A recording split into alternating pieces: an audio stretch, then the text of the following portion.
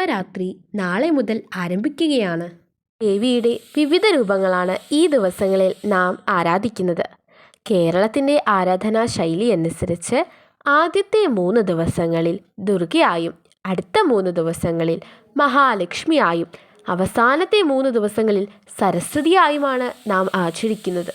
പ്രായഭേദമന്യേ എല്ലാവർക്കും എടുക്കാവുന്ന ഒരു വ്രതമാണ് ഇത്. മാംസാഹാരങ്ങൾ ഒഴിവാക്കുക, ശുഭവസ്ത്രങ്ങൾ ധരിക്കുക, കഴിയുന്ന ദിവസങ്ങളിൽ അമ്പലത്തിൽ പോവുക തുടങ്ങിയവയാണ്.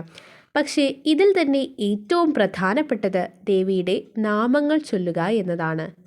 ദേവി മഹാത്മ്യം, ലളിതാ സഹസ്രനാമം തുടങ്ങിയവ പാരായണം ചെയ്യുന്നത് ഈ ദിവസങ്ങളിൽ ഉത്തമമാണ്.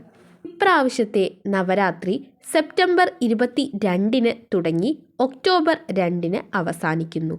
ഇതുമായി ബന്ധപ്പെട്ട സംശയങ്ങൾ കമൻറ്റിൽ ചോദിക്കാവുന്നതാണ്.